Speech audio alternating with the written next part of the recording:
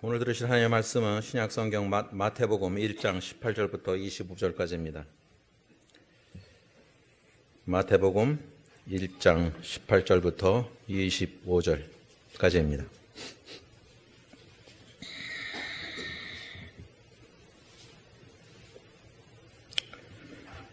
예수 그리스도의 나심은 이러하니라. 그의 어머니 마리아가 요셉과 약혼하고 동거하기 전에 성령으로 잉태된 것이 나타났더니 그의 남편 요셉은 의로운 사람이라 그를 드러내지 아니하고 가만히 끊고자 하여 이 일을 생각할 때 주의 사자가 현명하여 이르되 다윗의 자손 요셉아 내 아내 마리아 데려오기를 무서워하지 말라.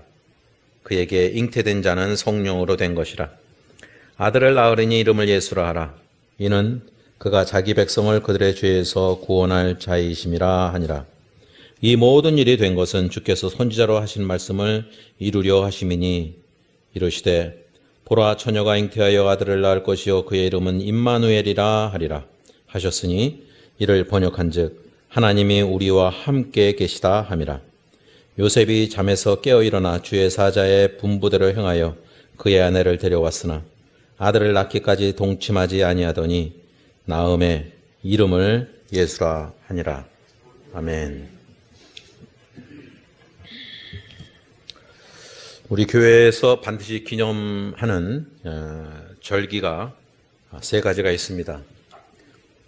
우리가 지금 맞이하고 있는 성탄절과 또 4월쯤에 있는 부활절과 또 성령 감림절, 지금으로 옛날로 말하자면 구약으로 말하자면 맥주절, 칠칠절, 오순절 이런 게 다 신약에서 성취된 날을 의미하는 게 성령 감림절이라고 할 수 있습니다. 근데 사실상 세 절기 모두 다 우리의 구원과 관련이 되어 있습니다. 우리가 알다시피 성탄절이라는 것은 우리를 구원하시기 위해서 하나님께서 육신을 입고 인카네이션이라고 그러죠. 입으시고 이 세상에 그리스도로 오신 날을 기념하는 날입니다. 그리고 부활절은 이 세상에 오신 그리스도께서 우리의 죄를 대신 담당하시고 십자가에 죽으시고 장사 지낸 바 되었다가 사흘 만에 다시 살아나신 날을 기념하는 날입니다. 그리고 성령 감림절은 하나님께서 이 세상에 육신의 몸을 입고 그리스도로 오셔서 구원하신 모든 은혜를 우리에게 적용하기 위해서 또한 영생을 주시기 위해서 성령을 보내신 날을 기념하는 날입니다. 이 세 절기는 사실상 성경의 핵심적인 교훈과 또한 우리의 구원에 관한 핵심적인 진리를 모두 담고 있습니다. 그래서 그 절기가 사실은 다 이렇게 긴밀하게 연결되어 있다는 것을 볼 수 있습니다. 그 유명한 신학자 중에 제임스 베커라는 사람인데 그 사람이 쓴 그 유명한 책이 다소 좀 두껍긴 하지만 하나님을 아는 지식이라는 책이 있습니다. 그 안에서 그는 이렇게 말하고 있습니다. 베들레헴 강보의 핵심적인 의미는 그곳에서 출발한 걸음이 결국 하나님의 아들을 갈보리의 십자가에 못 박는 데까지 인도하여 준다는 데 있다. 우리가 성육신을 이 맥락에서 비춰보지 못할 때 그것을 이해하지 못한다라고 말하고 있습니다.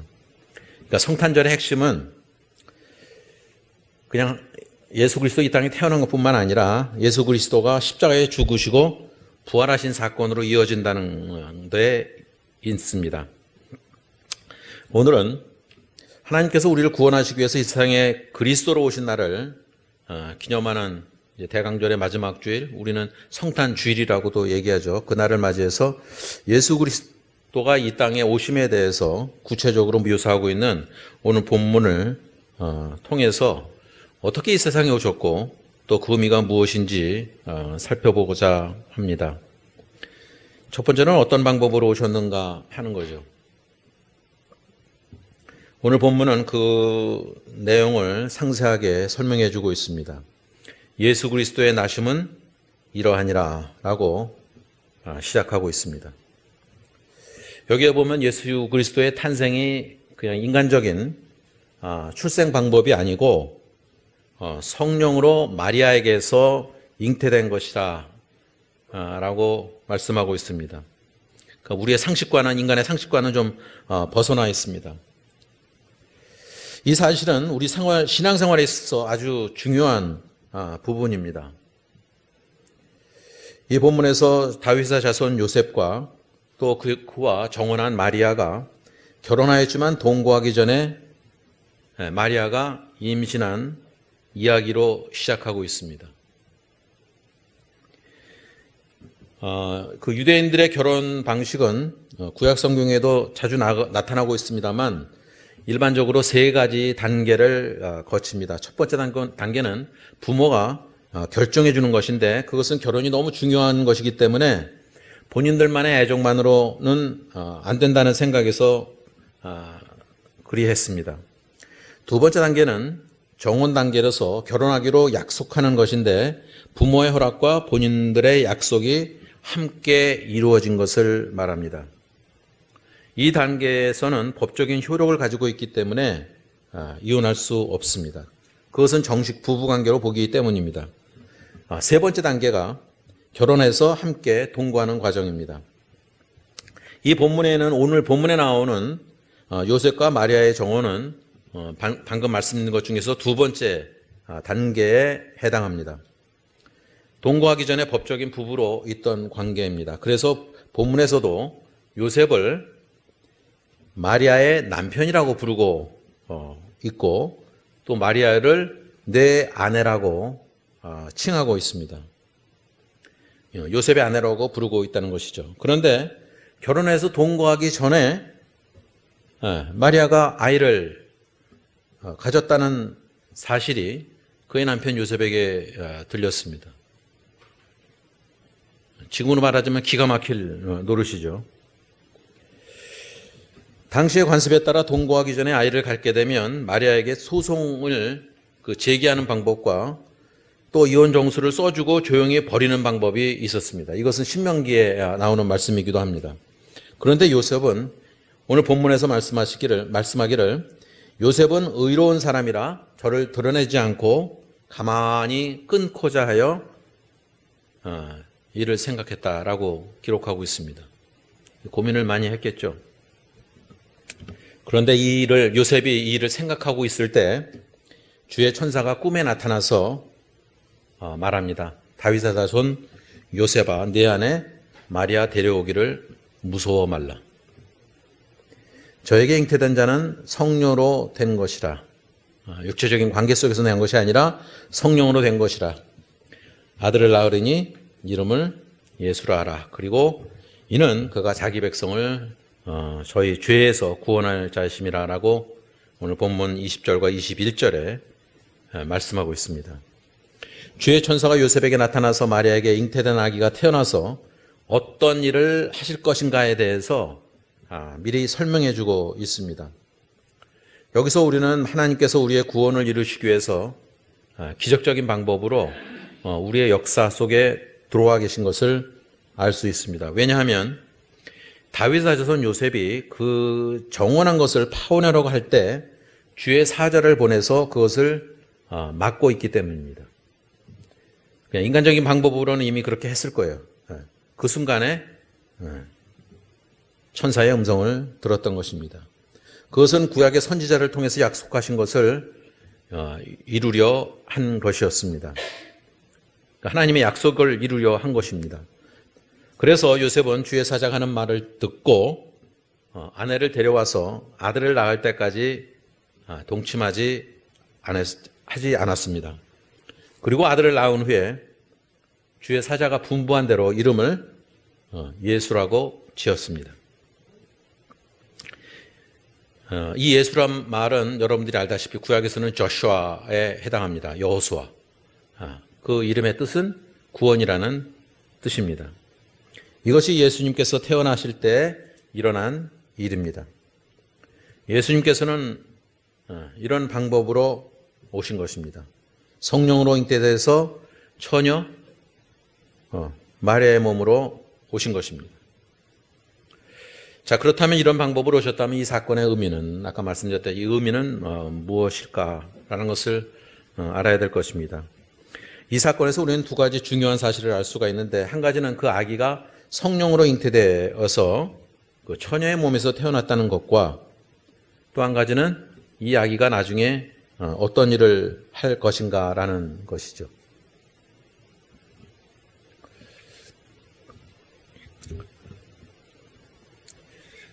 제 CD에도 있고 제가 한국 사람들은 알려져 있지 않지만 Mary Did You Know라는 크리스마스 캐롤이 있습니다.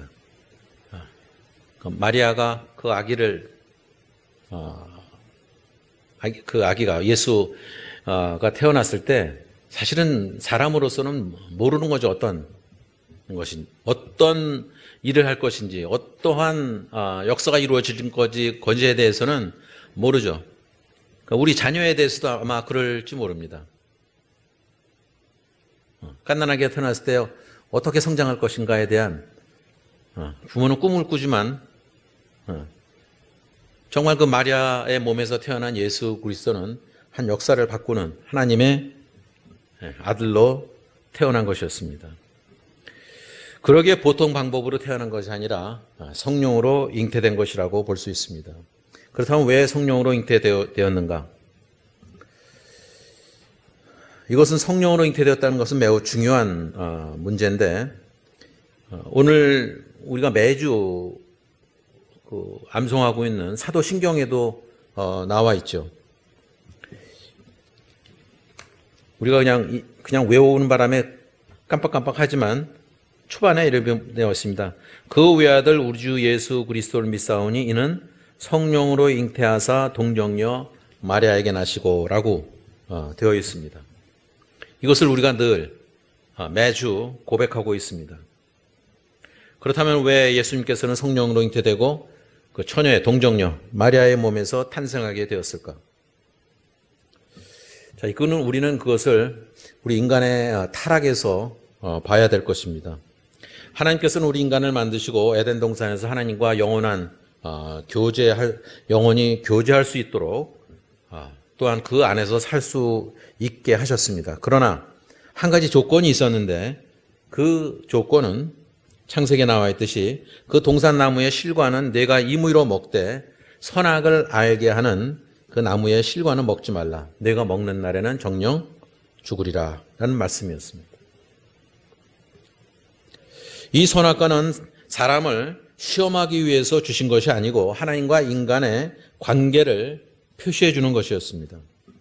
이를 통해서 사람은 하나님께서 지으신 피조물이고 이 언약을 지킴으로 영원토록 하나님과 교제할 수 있는 그런 생명을 얻을 수 있었습니다. 이때 하나님께서는 인간을 창조하실 때 로봇이나 아니면은 꼭두각기처럼 기계적으로 만든 것이 아니고 자발적으로 하나님의 말씀에 순종하며 하나님과 교제할 수 있도록 하셨습니다. 심지어 하나님의 말씀에 대해서 아니라고 말할 수 있는 자유의지까지 하나님께서는 주셨습니다. 이것이 사람을 하나님의 형상으로 만드셨다는 의미입니다. 제가 좋아하는 라틴 말 중에 이마고 데이, 지난주에도 우리가 하나님의 형상에 대해서 말씀을 나눴지만 하나님의 형상, 이마고 데이, 그러니까 우리 육신적으로 눈으로 볼 수 있는 그런 관계, 그런 것이 아니라는 거죠. 하나님께서 인간과 맺은 최초의 언약은 선악과를 따먹지 않는 것으로 그런 행위를 중심으로 맺었다고 해서 우리는 그것을 행위 언약이라고도 말하고 또 이 말씀을 지킴으로 생명을 얻는다고 해서 생명의 언약이라고도 부릅니다. 또 한편으로는 최초의 인류인 아담과 맺었다고 해서 아담 언약이라고도 합니다. 다 같은 말입니다. 그런데 사람은 하나님과의 최초의 약속인 그 언약을 지키지 못하고 사탄의 말을 듣고 하나님의 말씀을 순종하지 못했습니다. 이것이 바로 우리가 흔히 말하는 원죄에 해당하는 죄입니다. 죄라는 것은 하나님의 말씀을 믿지 않고 하나님의 말씀을 듣지 않고 하나님의 말씀에 불순종하는 것을 뜻합니다. 그러므로 이 언약의 말씀에 따라 그 죄에 대한 책임을 져야 됩니다. 그 책임은 바로 죽음이었습니다. 우리 인간에게 죽음이 찾아온 이유는 여기에 있습니다. 죽음은 죄의 값이라고 우리가 알고 있습니다. 이 죄의 값을 지불하지 않고서는 결단코 하나님께 나아갈 수가 없고 교제할 수도 없었습니다. 그렇다면 어떻게 이 죄의 값을 지불하고 하나님과 영원히 교제하며 살 수 있겠습니까? 모든 사람이 범죄하였는데 누가 죄의 값을 지불해 줄 수 있겠습니까? 그러니까 인간으로서는 누구나 다 죄인이기 때문에 그것을 대신해 줄 수 없는 것이었습니다. 똑같은 죄인이 다른 죄인을 위해서 대신해서 죽을 수는 없었습니다. 그래서 하나님께서는 그 언약의 말씀에 따라서 이 일을 감당할 수 있는 사람은 죄가 없는 사람이어야 했습니다. 뿐만 아니라 하나님과 인간 사이에 그 미디에이터, 중간 역할을 할 수 있는 중보자가 필요했습니다. 왜냐하면 인간은 범죄함으로 하나님과 사람의 관계에서 있어서 그 원수가 되었기 때문입니다. 그래서 사람 가운데 중보자가 될 수 있는 조건을 갖춘 존재는 없었습니다. 말씀드렸다시피 인간은 모두 죄인이었기 때문입니다. 그렇다면 죄 없는 사람이면서 하나님과 인간 사이에 화목의 역할을 감당할 수 있는 중보자가 필요했던 것입니다. 여기에 하나님과 인간의 그 양성, 참 하나님과 참신, 아까 우리 찬양 부를 때 122장이 바로 참 하나님과 참 사람에 대해서 설명해 주는 찬송인데 그런 분이 필요했던 것입니다. 그래서 동정녀, 탄생이라고 하는 특별한 방법으로 하나님께서 인간의 몸을 입으시고 이 땅에 오시게 된 것입니다. 그 처녀, 동정녀, 탄생이라고 하는 특별한 방법이 필요했던 이유는 죄가 없는 사람으로 태어나기 위해서는 육신을 통해서 출생하는 일반적인 방법으로는 오실 수 없었기 때문입니다. 그러니까 두 가지가 다 있는 거예요. 하나님과 인간의 거에서 교제할 수 있는 것은 인간의 몸으로 와야 되지만 인간적인 방법으로는 되지 않았던 것입니다. 그럼에도 불구하고 하여간에 인간은 타락 이후에는 모두 죄의 본성을 가지고 태어났습니다. 그래서 죄 없는 사람이면서 하나님과 인간 사이의 중보자의 역할을 감당하기 위해서는 성령으로 잉태해서 하나님과 인간의 양성을 소유했었어야 됐습니다.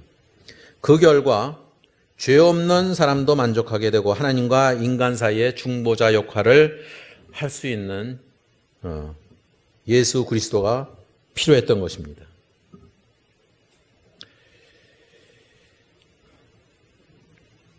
자, 이것은 기독교 교리 중에서 가장 중요한 것 중에 하나이고 또 그 이후에 그 AD 3, 4기경에 있었던 여러 가지 아타나시우스라든지 아리우스라든지 이런 그 기독론 논쟁의 핵심적인 부분도 바로 거기에 있었습니다. 인카네이션, 성육신에 있었습니다. 자, 두 번째로는 어떤 일을 하시기 위함인가라는 것이죠. 자, 두 번째로 성령으로 잉태돼서 처녀의 몸에서 참 하나님과 참 사람으로 오신 분이 이제 바로 그 예수 그리스도인데 이 일을 무엇을 할 것인가라는 것은 오늘 본문에서 21절에도 나와 있습니다. 21절을 우리 함께 다시 한번 읽을까요? 21절 시작. 아들을 낳으리니 이름을 예수라 하라. 이는 그가 자기 백성을 그들의 죄에서 구원할 자이심이라 하니라. 자기 백성을 저희 죄에서 구원할 자라고 표현하고 있습니다. 예수님께서 이 땅에 오신 목적은 자기 백성을 구원하시기 위함이었습니다. 여기에서 우리 신앙생활에서 두 가지 중요한 사실이 나타나 있는데 첫 번째로 예수님께서 오신 것은 자기 백성을 구원하기 이 땅에 오셨다는 것이고 두 번째로는 저희 죄에서 구원하시기 위해서 오셨다는 거죠. 이것도 이제 이 문제도 장로교나 감리교나 아니면 침례교나 이런 데서 좀 서로 차이점이 있는데 그 자기 백성을 장로교에서 개혁주의 그런 장로교에서는 그렇게 합니다. 리미티드 어토먼트라고 해서 제한된 구속, 주관된 구원이라고 표현할까? 어토먼트 그렇게 얘기하고 있습니다. 여기에 표현과 로마서에 나와 있는 말씀을 갖고 이렇게 얘기하게 됩니다. 그러니까 예정설을 얘기할 때 이렇게 얘기하는 거죠.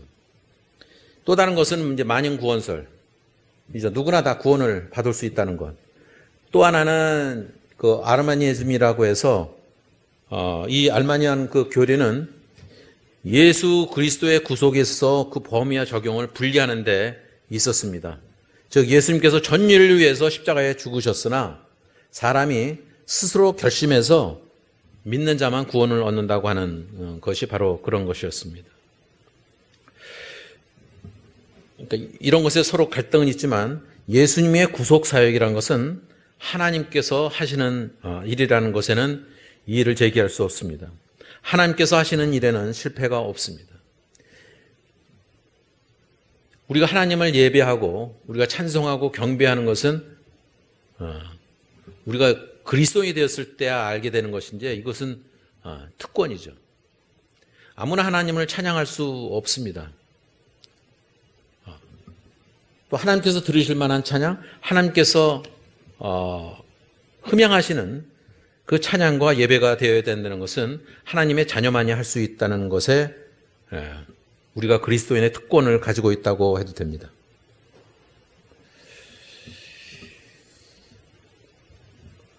따라서 우리는 하나님께서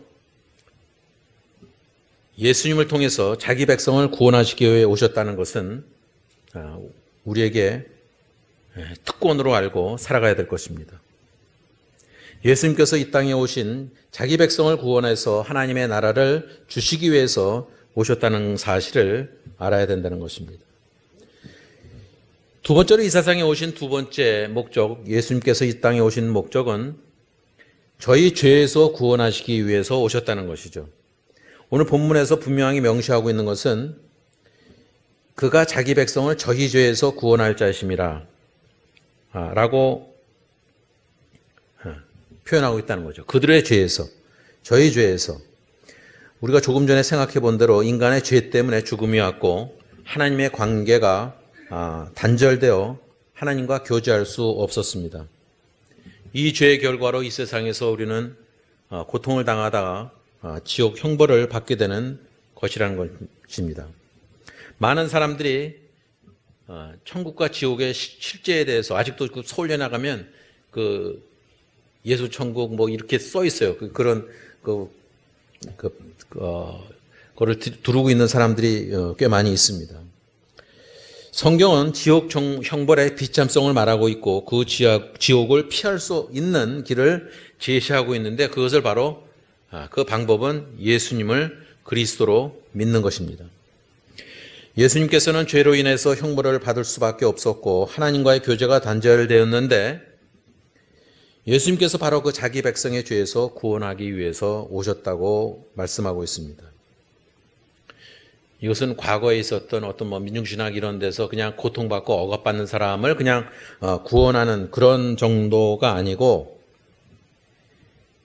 우리 인간이 비참함을 겪는 것은 인간의 제도나 어떤 구조적인 모순 때문이 아니라 인간의 부패한 죄성 때문인 거죠. 아무리 좋은 기계가 있어도 다루는 사람이 잘못 다루면 그건 아무런 소용이 없습니다. 우리가 역사 속에서 알다시피 그 다이너마이트도 사실은 이렇게 무서운 폭탄으로 사람을 죽이는 도구로 사용되리라고는 예측하지 못했습니다. 그래서 예수님께서는 바로 이 부패한 죄에서 자기 백성을 구원해서 하나님의 나라를 주시기 위해서 예수 그리스도가 오셨다는 것입니다. 우리가 앞에서 봤듯이 예수님께서 성령으로 잉태돼서 처녀의 몸에서 태어난 것은 참 하나님과 참 사람이 되시기 위해서 오신 것이라고 했는데 그것은 조금 전에 말씀드린 자기 백성을 죄에서 구원하기 위해서 오셨다는 것입니다. 이 예수님께서 이 땅에 오셔서 우리가 지은 죄의 형벌을 대신 받기 위해서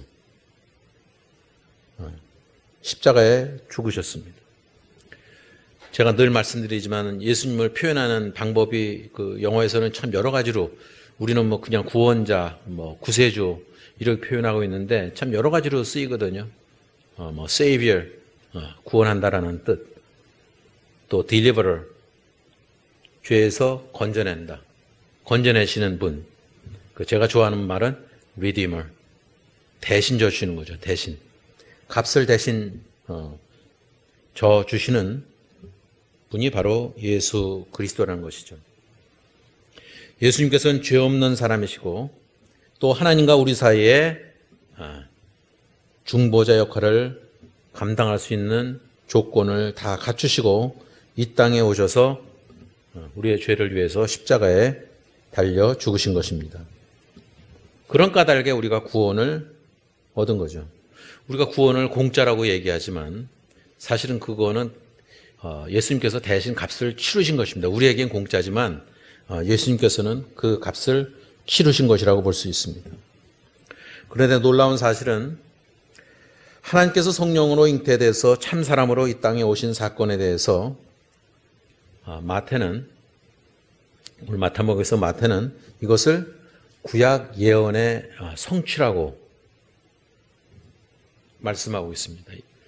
이것은 예수님께서 그 십자가에서 마지막으로 하신 말씀 중에 테텔레스타이 다 이루었다라고 하는 그 말씀과도 연관되어 있습니다.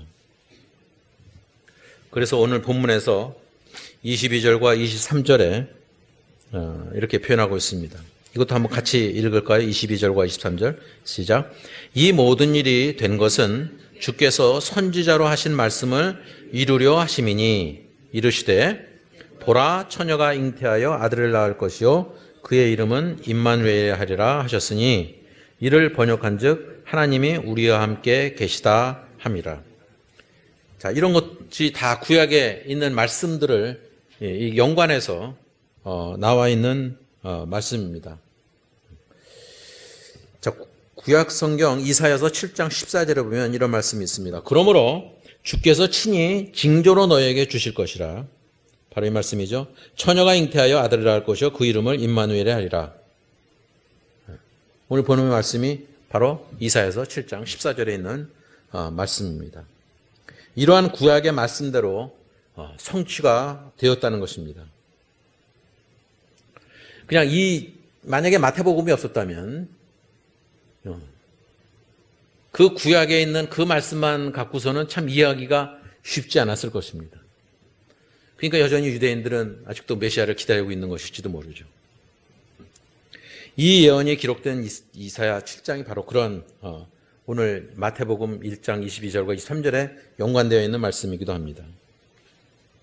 자, 그 핵심적인 의미 가운데 하나는 장차 메시아를 보내서 참될 구원자를 보내준다는 것이 이미 2000년 전에 이루어졌다는 것입니다.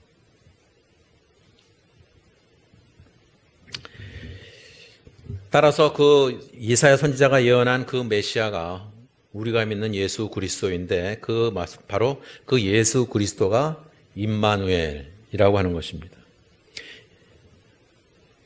하나님을 혹은 예수님을 가리키는 말 중에 여러 가지 말 중에 아까 말씀드렸다시피 구원자 그런 표현도 있지만 임마누엘이라고 하는 표현만큼 그 아름다운 표현이 없다고 생각합니다.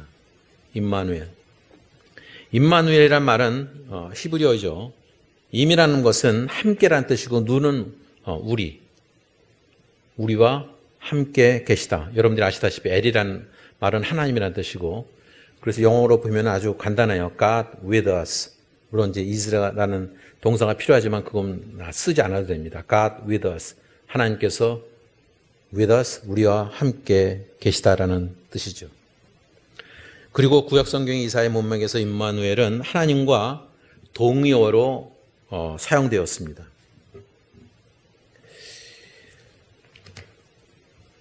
이사야서 8장 6절에서 10절에 있는 말씀을 한번 읽어드리겠습니다. 이사야서 8장 6절에서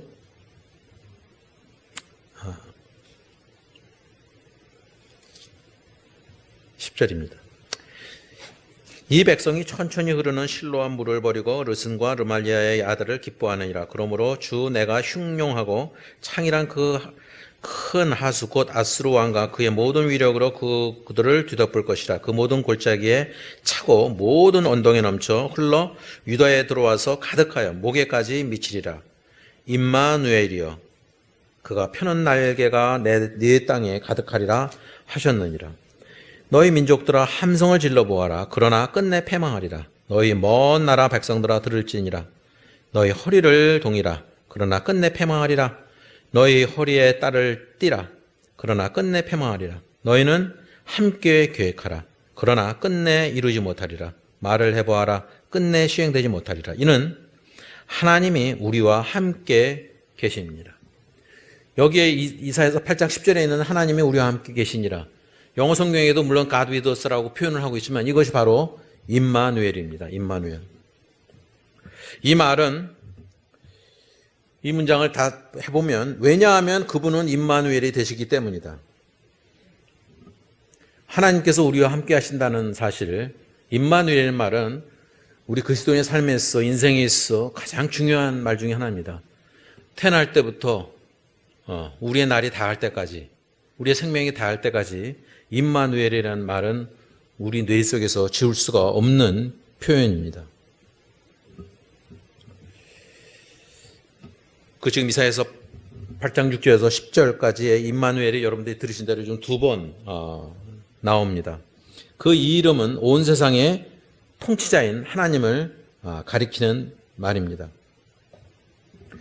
따라서 성령으로 잉태돼서 마리아의 몸으로 오신 예수 그리스도는 구약 성경에서 예언된 그 메시아고 하나님이라는 뜻입니다. 특별히 그래서 마태복음에서 탄생하신 예수님을 가리켜 임마누엘이라고 한 것은 태어나신 예수님은 하나님이시고 또한 예수님을 통해서 하나님께서 우리와 함께 계시며 교제하시는 분이라는 것을, 그런 것을 의미하고 있습니다. 따라서 임마누엘이라는 말은 우리 그리스도인의 삶 가운데서 기독교 교리를 차치하고서라도 우리의 삶에서 가장 중요한 단어라고도 볼 수 있습니다.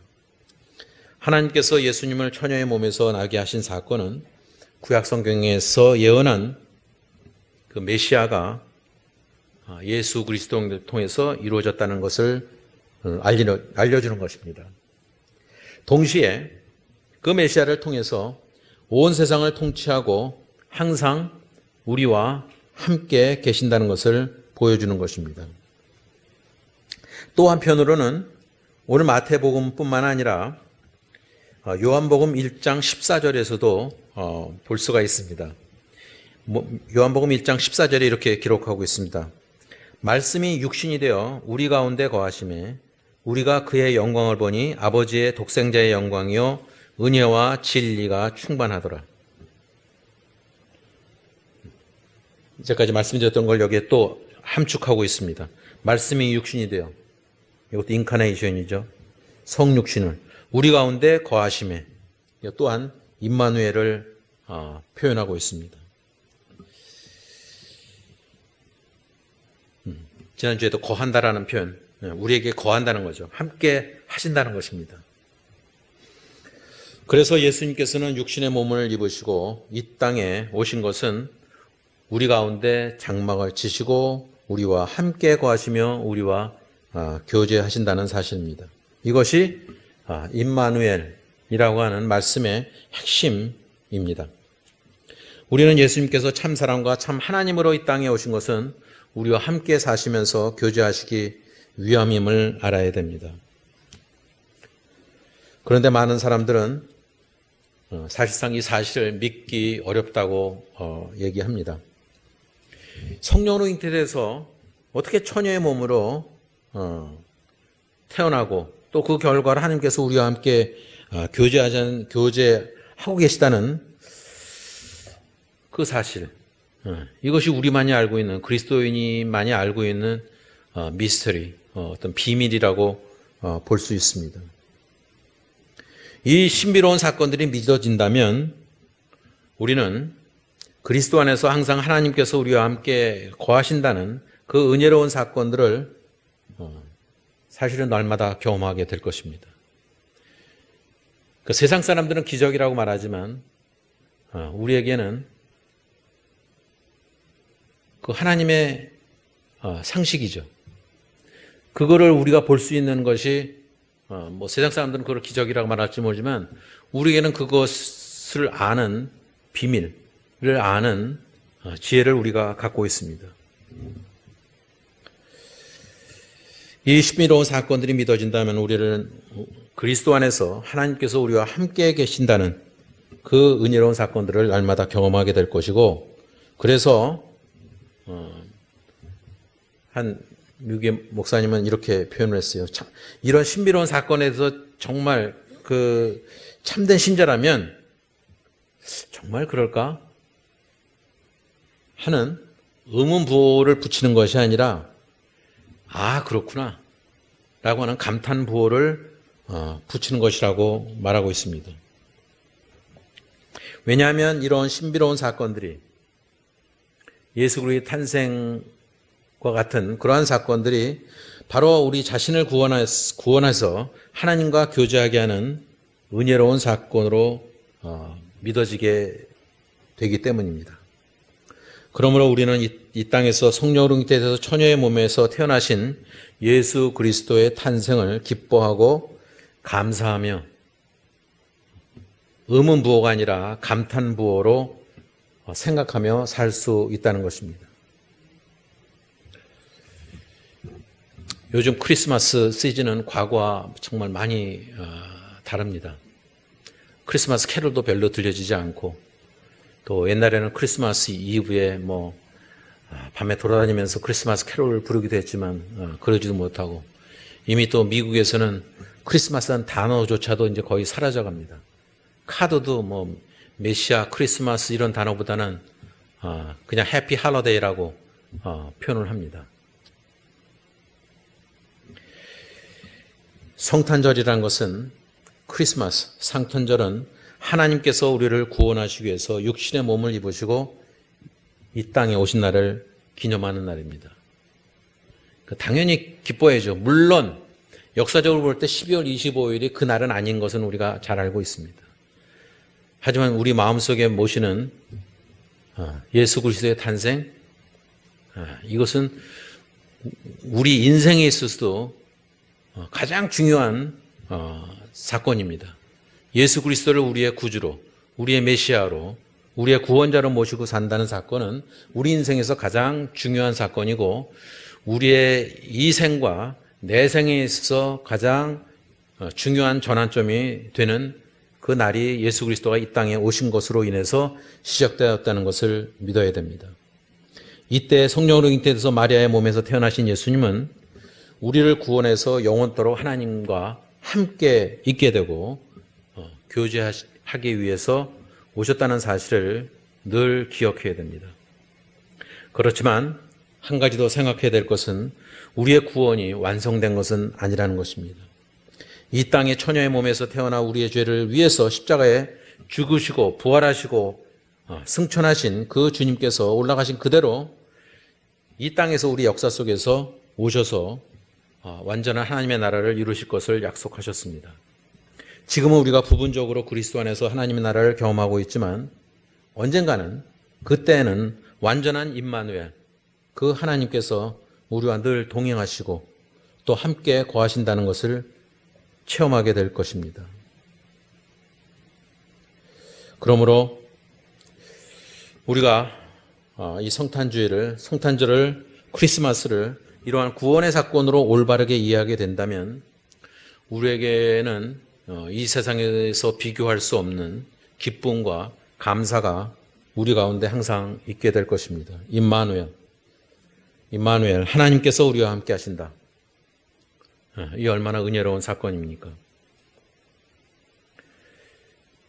하나님께서 예수 그리스도를 이 땅에 보내어 주심으로 그 임마누엘이 성취되었다는 것을 잊지 말아야 됩니다. 그 결과로 우리가 우리 모든 삶에 있어서 모든 영역에서 임마누엘, 그 우리의 하나님께서 우리와 함께 계시다는 사실을 알 수 있을 것입니다. 그리고 마지막 날에 이르기까지 영원토록 하나님께서 우리와 함께 하시고 그 임마누엘 하시고 얼굴과 얼굴로 마주보며 살게 될 소망을 우리 마음속에 새겨두시기를 예수 그리스도의 이름으로 축원합니다.